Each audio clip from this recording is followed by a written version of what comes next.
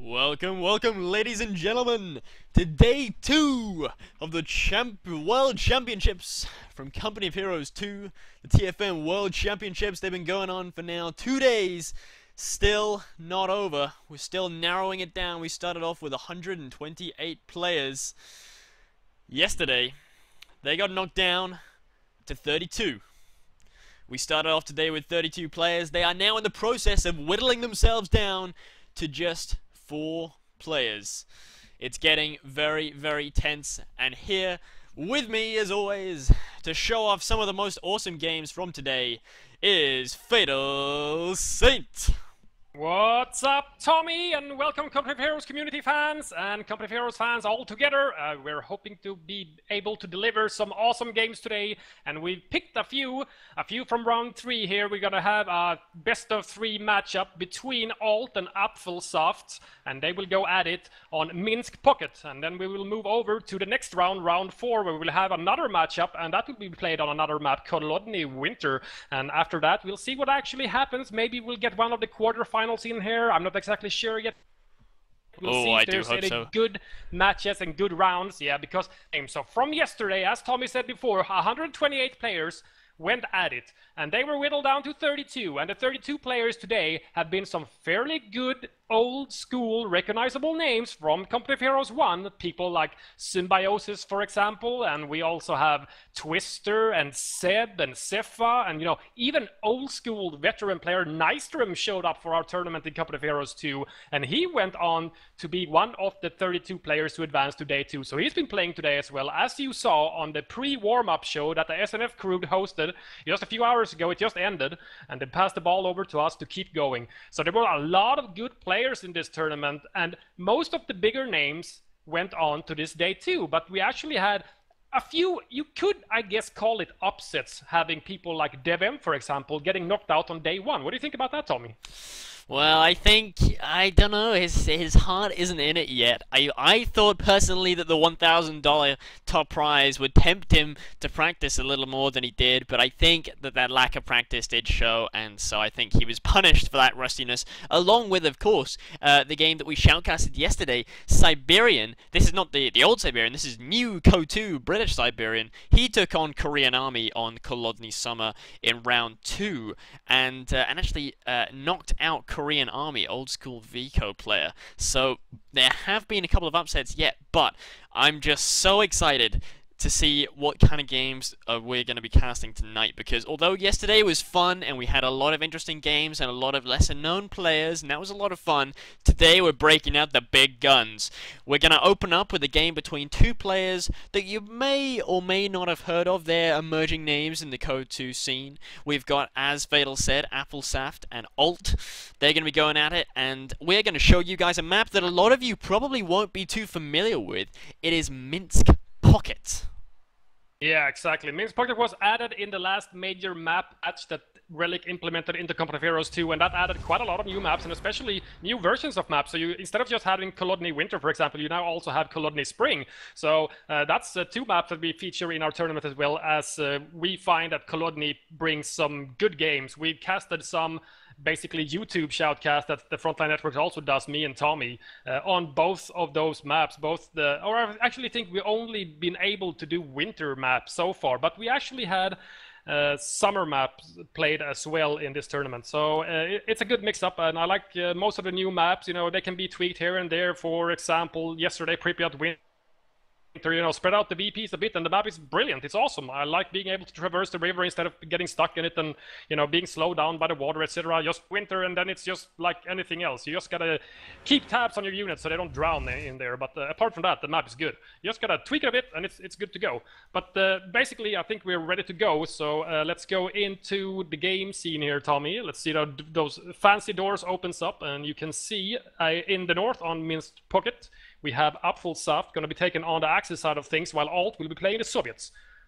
Yes, and I think without much further ado, we can jump right into this from the 5-second mark. As always, we're going to be counting down from 3, 2, 1, unpause. 6, 7, 8, 9, and 10. Yep, and the first combat engineer squad that you start with as the Soviet Alt's combat engineer squad, he's gonna go and grab some territories straight off the bat, and we do see, as usual, from the Axis player Apfelsaft, that he's going to be building his Tier 1 building with his initial pioneers, but he's actually adding on, so a bit of Vico action going on, you could call it, I guess. He is indeed. He's adding a second Pioneer to the mix before getting his first Tier 1 unit out. Questionable, you know, you got to question anything that the Relic devs don't do, because you just got to think, you know, these guys have probably experimented with just about every kind of opening, and, you know, if they're doing a single Pioneer start, that's probably what I should be doing. Yeah, I guess, you know, in the initial stages of the closed beta, at least, I always did 2 Pios, because flamethrowers. Yeah, flamethrowers. Give me more flamethrowers. I need more of these guys. They're just roasting everything that they touch. So I always did the 2 Pioneer opening. It just felt like, you know, it just felt similar somehow, or, you know, it was known to me. You get that second builder unit, and, you know, usually in Vico, with mines being a very big factor, you always got, you know, you got the 1 sweeper at least, etc., etc. But in Code 2, it was different. You're like, you always wanted that flamethrower, because the flamethrower was a very potent anti-infantry weapon, and, you know, basically every game I played in the early closed beta before it was patched, and, you know, it was made different and, you know, slightly less powerful, the flamethrower. My first 60 munitions always went in straight into a flamethrower. It was the first thing I got. 60 munitions, flamethrower. It's like a no-brainer, really. And in some ways, you know, you still see that quite a lot even today, you know, in the retail, even after flamers have been sort of, I would say nerfed, but I think that would imply that they were made bad. I think balanced in general would just be a good way to describe it, because they did used to be quite insane. They're still powerful, but they're a little less ridiculous. But that hasn't stopped players from still building strategies all around them. That's why you see so many of these clown car strategies with the Russian M3 scout cars, with flamer engineers in them, and the Flammenwerfer from the Ostia as well. Yeah, we have a small worker battle on the far right-hand side of the map here. The combat engineers versus Pilots at the same time. 2 conscripts ganging up on 1 lone grenadier squad from Apfel. He needs to get out of there. Where is his second unit? It's just hitting the field, a secondary grenadier squad. But he needs to run faster. He needs to whip those guys into shape and run faster onto the battlefield, because this lone grenadier squad is not going to be able to fend off 2 conscripts. And what I'm seeing right now, Alt, I think he's played on this map. I know he's racked up quite a lot of hours in the Company of Heroes too, and so has Apfelsaft. I do believe he played in one of those German tournaments that was hosted just as retail was released, or maybe even in the open beta. So I played on this map before, but these grenadiers are getting chewed up by these 2 conscript squads, and he's forced to retreat at 1 man. Is he gonna Ura after that guy to polish him off? Oh, I think it was the right idea, but he wasn't gonna quite get there. Now it's the Russian player's time to get a few chunks taken out of him. One of the conscript squads is sent packing. Now it's just 1-1. Conscript versus Grenadier. Yeah, the Grenadiers should have this battle right now if they get in similar cover, at least, as the conscript squad is fairly damaged right now. He's still at 5 man, only lost 1 out of the 6 guys. Well, 4 out of 6 guys now, but he had some health damage. Yeah, so, you know, but at the same time, the Soviet player had a win on the builder engagement on the far right-hand side. The combat engineers emerged victorious out of that battle, down to almost 40% health, so they will start dropping like flies as soon as 1 bullet shoots their way. Oh, MG42 is setting up in the back. Alt saw it, but wasn't quite quick enough to get out of there. He's probably going to get pinned if he stays around, and he is going to retreat instead. He was instead. So close. So close. If you check the MG, how far he can actually reach the firing range, he was almost out of it. Tough luck. It's a conscript squad going all the way around this far left-hand side, dipping around around this cliff here. I'm not sure what their plan is, but cut off or VP, I guess. I don't know, maybe it's a VP game, because you got to remember, you know, these are best of 3s, so even though they rotate factions for the first 2 games, the 3rd game deciding match, who plays which faction, is decided by the VP leader. So, as always in Company of Heroes tournaments, it is very much about who wins, but it's also very much about the VPs too. Yeah, you want to grab every single VP you can get off your opponent, even if you end up losing the game. It might mean that in the 3rd game, the deciding game, you have choice, and you can play your most powerful faction that you're most comfortable with. We do have the first heavy weapon upgraded for Alt, and it is a flamethrower on a combat engineer squad, just at the same time as his tier 1 building turned out one of these M3 scout cars. Oh, it's gonna be some clown car action tonight. From Apfelsaft, we've seen so far a fairly heavy Grenadier opening, 3 Grenadiers and just a single MG along with these 2 initial Pioneers. Neither of those Pioneers have upgraded to anything, so no Flamers, but instead he's used his first munitions to actually purchase an LMG on one of his Grenadier squads, which is now going up here to tango with a 3-man conscript squad, really up even at long range. Yeah, he needs to get into cover of the house and maybe try and stall for the M3 to come and basically bail him out of that situation, because if he takes maybe even just one more loss out of that 3-man squad on retreat, they could be shot down by this Grenadier with the LMG equipped as well. But here comes the M3 now. He's going to try to actually bail those conscripts out, of course. Yeah, at the same time, 2 conscripts versus another Grenadier squad at one of the strategic points on the left-hand side bottom. But the German player, Apfelsaft, is really expanding on the battlefield right now. He's nicking the Soviet fuel costumes base, the munitions on the right-hand side as well. And he's got the VP in the Whoa, that was a whole Grenadier went down there in the south. Apfelsaft was a little bit preoccupied up here in the north, and rightly so. He had a whole scout car to worry about with a Flamer, but he did lose a Grenadier there, which is going to cost him. Yeah, early loss for the German player here, losing one of his tier 1 units already, and I see a Pio just hanging out in the base, so I'm wondering if he's upgrading to tier 2. He is upgrading to tier 2 right now. So he's just waiting, I guess, for the manpower or the fuel, I guess. Yeah, it does take a little time to upgrade to reach your next tech stage as Austere, so you gotta take that into account. He is now just finished teching it. He's going to be able to start building it fairly shortly, because tier 2 is the sort of the de facto counter to this scout car. It has a lot of units that can really counter it very well. You've got the half track, which will sort of it'll kite with it and it'll dance with it, but it won't kill it. You've got the armored car, which will definitely kill it, especially if upgunned. Yeah, that's the hard counter right there. And you've got the pack, of course, which is about as hard a counter as they come. But it's a little cumbersome against such a quick little nimble scout car.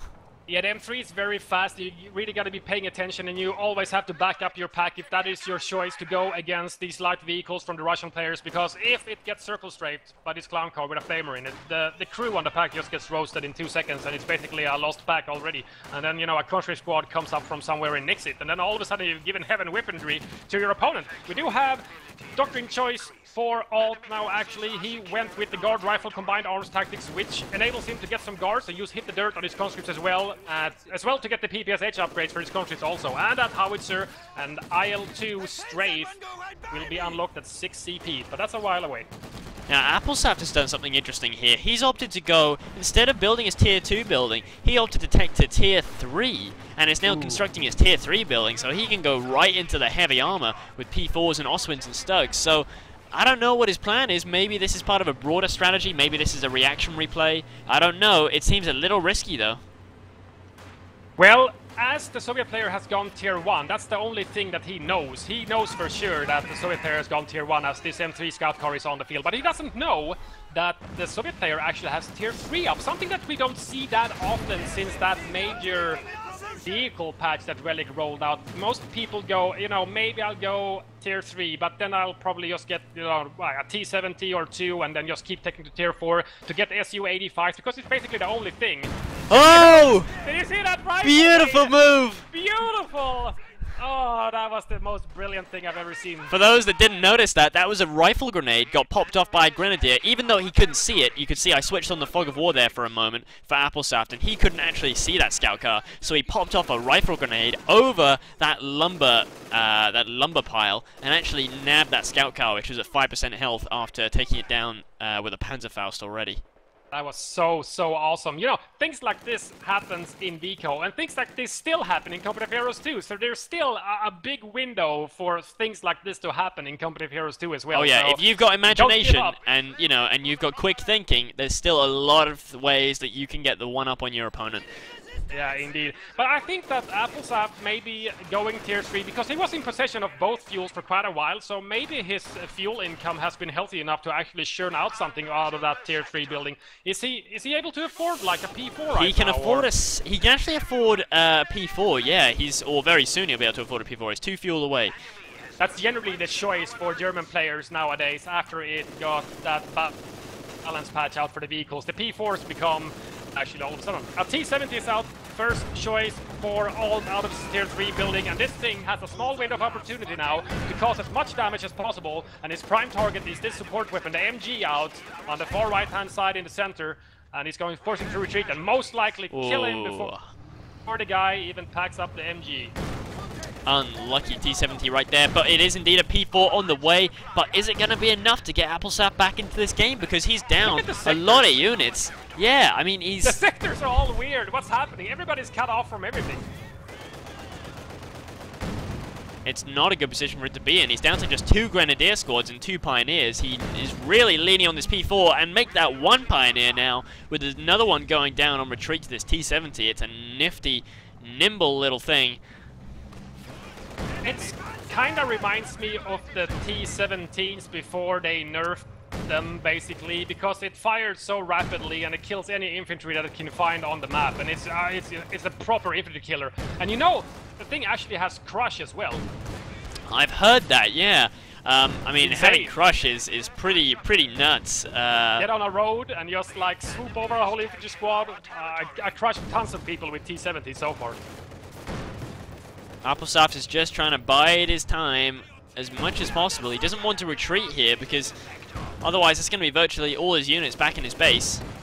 Ooh, rifle nade use on some conscript that hit the dirt, but they didn't only do a little bit of minor health damage, but they are down to 2 men. Now that T-70 must be firing attack grounding to destroy the wall to get at these grenadiers on the other side. 1-man LMG Gren squad get one, gets polished off. But it did get Fausted, and this P4 will have no problem catching up to it right now. Nice summer skin on that P4 as well. Yeah, P4 looks good, and he looks even better when he's rolling over the carcass of a T-70 that he just destroyed. So now we're going to be hopefully seeing some AT, although I notice it's another T-70 from Alt. So, I mean, yep, he is in tier 3, so completed. it's a bit of a weird position. He saw the P4. Okay, he's got a guard squad, so he could potentially button it, maybe circle it with the T-70, but the penetration on that thing is not that good versus medium or heavy armor. It's very good at killing scout cars and half-tracks from the Axis armory, but apart from that, it's not really useful. Well, he's going to try and make as much use of this T-70 as possible. It is faster than that P4, and there's a lot of hedgerows on this map, so there's a lot of ways for this little tank to hide. But even so, he's got to have a much shorter lifespan now. This P4 is coming for him.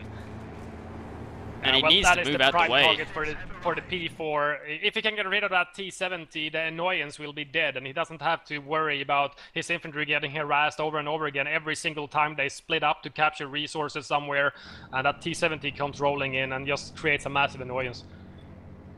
This has got to be a tough situation, actually, for Alt, because despite having quite a dominant position, he's gone Tier 1, Tier 3, so that means he doesn't have access to Su-85s, and he doesn't have access to AT guns, and those are the 2 primary counters to Panzer IVs, so I don't know what he's really going to counter this Panzer IV with, because guards on their own really aren't going to cut it.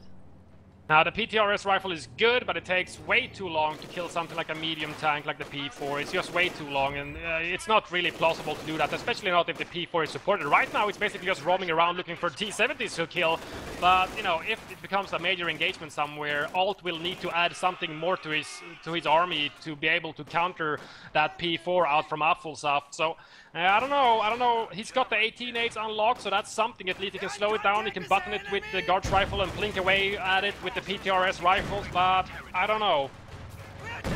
He needs something more. At least maybe add a T-34 to his army. It's not going to be able to solo the P4, but, you know, with a combination of conscript 18 nades, T-70 and button, and a T-34, they would be able to actually outnumber and outmatch this single P4. Wow, did that T-70 just penetrate the frontal armor? Yeah. One shell did quite a lot of damage. I'm liking this move from Alt now. Actually putting out in the fog of war, and he's hiding behind the walls there. So if the P4 is gonna actually decide to back away, but it could potentially have hidden there to throw an 18-8 over the wall when that P4 revealed itself again. Here comes the P4, he's out for blood. One squad retreats, leaving us 1 conscript squad here, but here comes a few more conscripts. There's quite a lot of conscripts. Is that 3 or 4 that we have from got 3 remaining conscripts. I think he only went for 3 until he went to tier 1 building, because he bought an additional combat engineer as he wanted some clown car action. So that's usually what I see from people going fairly quick tier 1 as their first choice in taking base buildings at least. Conscript PPSHs versus 2 Grenadiers. No, 1 Pio and a Gren Vet 2 now with that LMG. They're racking up quite a lot of infantry with Vet. That hit the dirt is really powerful, and it does see another Pioneer going down, meets its maker. I'm not sure if these Vet 2 Grens are going to be enough to hold off against 2 conscript squads now with PPSHs. You could run them over with the P4. That's a very good counter to hit the dirt, because basically they're laying down and they're not actually going to move anyway. So you could just go in and roll them over. Obviously you're going to get 18-aided most likely, but it should probably still be worth it. If your P4 is fairly undamaged, it should be fairly easy to repair the damaged engine, and then, you know, you've caused manpower damage to your opponent, and he only basically put your P4 out of action, or at least made it slower for a few seconds before the Pioneers actually be able to top it off. I see that we have an Opel Blitz truck on the field, so Assault Support Doctrine obviously chosen. Most popular doctrine, I have to say right now, Apfelsaft has chosen. That enables him to get an artillery officer, that strafing run that we saw yesterday, which can be extremely devastating. I think it killed like 3 or 4 snipers. That it killed so many snipers. Yeah, you can also get the Tiger. Who doesn't want a Tiger? Exactly, who doesn't want a Tiger? It's, you know, the biggest tank in the game right now. So you've, yeah, you got a lot to like in the Assault Support Doctrine, you really do. Especially these trucks that everyone seems to love. I like this stolen MG on the top left-hand side. They did find something, however, or something found them that they can't really combat. So he was trying to actually protect the VP while capping it with the stolen MG42, but they cannot combat something like a P4. It's Grenadiers versus Flamer Engineers. Rifle Nade went in but didn't do too much as they were full health. Here comes the T-34 now into the middle. T-34 and T-70, it's like big brother, little brother. Secondary P4 produced from Apfelsaft, and we do have 2 guard squads out now from Alt as well. But he does have his bottom VP harassed as he reclaims the center one, so he's not really gonna stop the drain. It's just gonna be equalized as soon as that Grenadier squad on the top left reclaims the whited VP in the north.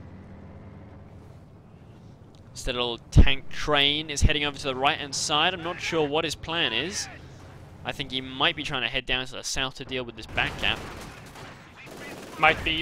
So he's most likely going to try to cut off the retreat. Whoa, lovely rifle nade there on the hit the dirt conscripts in the middle. Retaliation with a Molotov cocktail, and that Grenadier squad with the LMG, no veterancy. They are getting chewed up by these hit the dirt cocktail. Here comes the crowd. Oh, instant retreat. That made him go away. There's nothing you can really do, even if you cancel the ability. There's a couple of seconds after you used it where you cannot, you know, unuse it or cancel it. So if a P4 rolls up or any form of crush vehicle, you just gotta retreat. Oh, I thought that Grenadier was going to run the gauntlet. He actually went down. He almost ran through a T-70, a T-34, 2 guard squads and a Flamer, but he didn't quite make it. Yep, close but not close enough, I guess. So another unit down for Apfelsaft compared to, I think Alt only lost that T-70 in 1 combat engineer squad so far, so he's keeping all of his stuff alive, and that's really, really good, especially since his conscripts are now finally starting to vet up. Vet 2 on 1 squad and 2 other squads with Vet 1 as well, so when they start hitting that Vet 3 especially, combined with hit the dirt, they become so durable. It's so hard to get rid of them. Yeah, I mean, well, what did we see yesterday? We saw some hit the dirt. I think it was me and Call Me Sarge were casting a game. Like so, some vetted conscripts in green cover with hit the dirt. They just didn't die. They could just sit there and take flak all day long. There's a nice MG placement right there.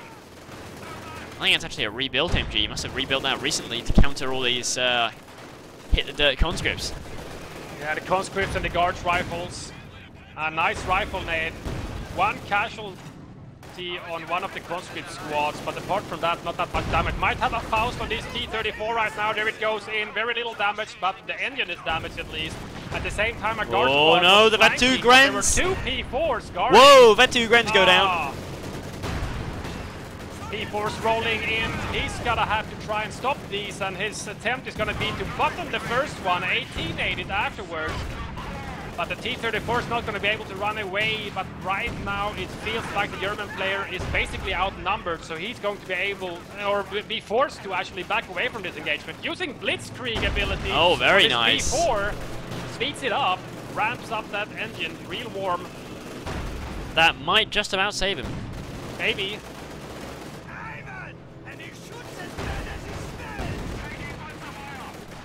T-34 is trying to tango with the remaining P4. He's staying out of range from it, so he can't retaliate. And new T-34 hits the field as well, and this P4 now finds himself completely, basically, without any form of proper AT backup. So, with this button and 18-8, I'm not exactly sure who's going to win this battle. The T-34 is a bit slightly worse than the P4 in terms of armor and gun damage, but he's most likely going to be able to back away from that engagement again. That was a major engagement over the middle VP. Both sides sort of, I don't know, it's hard to call it. I think, I don't know who came out on top there, really. I guess the Soviet player probably came out on top because he managed to decrew an MG there. But, he's gonna steal it. And he also lost, is he going to steal it? With guards? No, That would be an expensive steal. No, it just looked like it. They were just chilling out looking at the gun. That's a nice gun. Oh, no. That's no. a nice gun. They're going to go for it, actually. Oh, he is going to go for it. Okay, well, it's going to be an expensive steal, but guards on your MG could be worse. Yeah, they got to be a little bit more armored than conscripts. I think conscripts have base armor of 1, and then guards have 1.5, which is the same that I think grenadiers and P-Grens have. And then you have your shock troops, which has a base armor rating of 225, I believe, which makes them monsters. They just won't get hit by small arms fire. They are basically. very, very tough, those shock troops, but balanced out by the fact that they don't carry any AT weaponry like the guards. Nothing. So, No. you know, all it takes is one vehicle, and they're pretty well shut down. Yeah, usually what you see from Soviet players that goes, you know, for conscripts, chooses their doctrine, gets shock troops, all of a sudden a Flammenwerfer shows up, and their shock troops just like, well, I'm just getting harassed constantly, I can't really do anything here, I'm not getting any work done. Couple of conscripts going out to retake the left-hand side here from Apfelsaft. I mean, I gotta hand it to him. Apfelsaft had a really rough early game, but now he's, you know, he took back a good chunk of the map, and it's really difficult to tell who's in the better position right now. I don't know who's winning, who's actually winning, I have no clue. There's Stug now out also combined with these two P4s, so it's two P4s, a Stug versus two T-34s and a T-70, which is not miraculously good at AT, but obviously he's got two guard squads, and we saw in that major engagement over the center VP that, you know, given enough time, the PTRS rifles are able to actually do some damage to medium armor, but it just takes a long time, so you need more than just the one guard squad. Another Grenadier bites the dust here on the right-hand side. That's a lot of Grenadiers now been lost this game. They've had a really short life expectancy. Yeah, and one conscript squad now is going to get a rifle naded at the top here. Actually, giving that Grenadier squad Vet 3, and the country squad themselves were also Vet 3. They are actually retreating now. They're down to 2 men, very low health, so he doesn't want to lose that veterancy, so it's better to get out of there, because he's still in control of the VP, so he can give it back, I guess, until these Vet 2 conscripts come up there to hold down the fort again and deny that VP from the German player.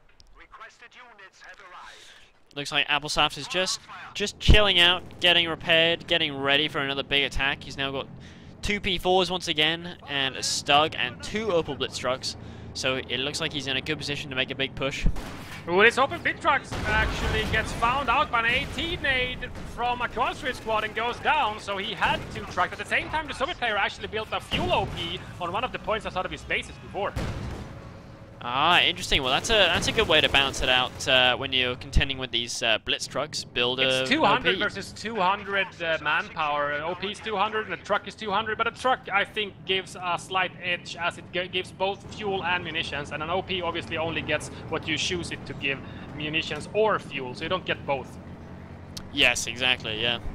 Then again, it's a doctrine choice, so, you know, you gotta get a doctrine to get that truck. You can't build it, you know, straight off the bat with your pioneers, or you can't build it from any of your tiered buildings. It comes from the off map, and it's only available to one doctrine at this time. It's ready to use.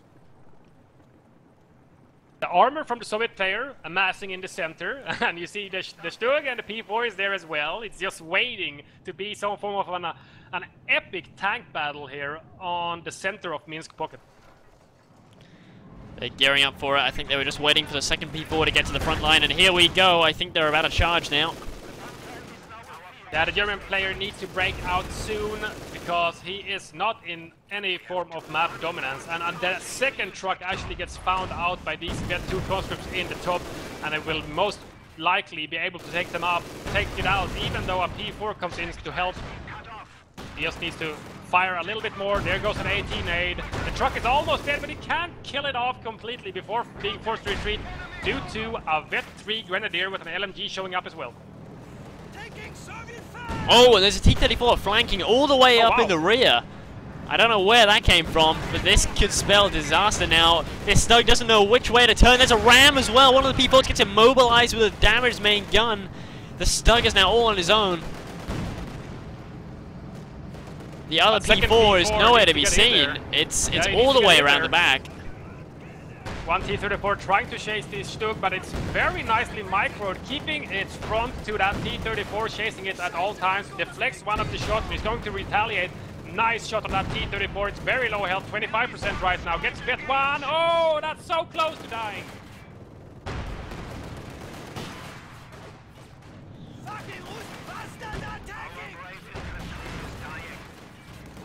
T-34 that rammed that P4 is in trouble as the second P4 is out trying to kill it. There it goes, but at the same time... Whoa, it was a ram to finish it off.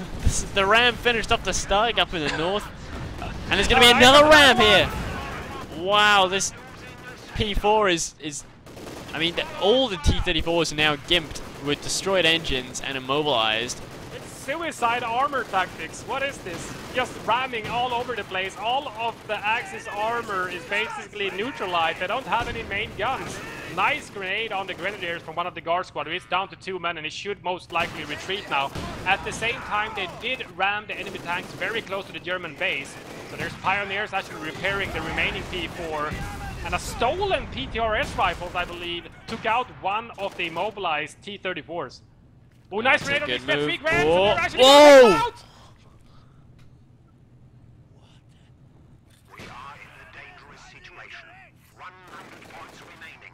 100 point remains for the German player. I don't know. Do you think there's even an ounce of a chance of the German player coming back right now? I don't think so. He just feels too far away from the VPs right now, and there's just too much infantry, even though that P4 could get repaired and be virtually uncounted across the field.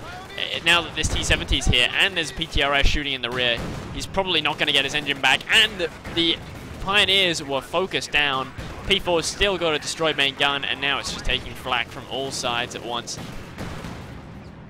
That T-70 has 15 infantry kills right now, and he's trying to kill this P4. He's not getting lucky with the penetrations on the frontal armor this time around. He's just not gonna get him, but he has no way of retaliating. I believe that a guard squad PTRS might have taken him out, and not the T-70. Yeah, it was a guard squad. Or it was a PTRS at least. Well, there's a fresh P4 back on the field, but I think that's gonna be all she wrote for Apfelsaft in this game 1 of the series here, because I just don't see him he's triple capped. It's impossible. Making your way back into this game here. He's got no infantry to cap with. He's got a new Grenadier squad coming out. He has one in the base, but he can't even exit the base because of the T-70, and the T-34 is actually getting repaired, and I don't know. I guess you don't need Su-85s to combat this very common meta game from German players being P4s. Yeah, you just need a great attack and lots of RAM. Lots and lots of RAM. Everything got rammed, I think, in the end there. Everything got rammed, yeah. All 3 time. T-34s rammed. And you know, even though he lost them all, he still had enough to follow up to actually make sure that he could kill them off. Yeah, he had guards and 18 aids, for example, so he had something to polish them off after they got rammed by the T-34s. Yeah, 10 points, 5 points now remains for the German player, and he's not able to leave his base on Minsk pocket due to stolen MGs. And he's he was going for another ram there. He was so close. Add insult to injury, I guess. That was just gonna be the finishing move right there. Just was another ram. Yeah, that was a brilliant armored assault from all the Soviet players. So this time around, next game, they're gonna switch places. So let's see what happens, if this is gonna be more T-34 ramming action or whatever's gonna happen. Yep, we're going to take a quick break while we switch over the replays. Don't go anywhere, folks. We will be right back with Game 2 with this series between Apfelsaft and Alt.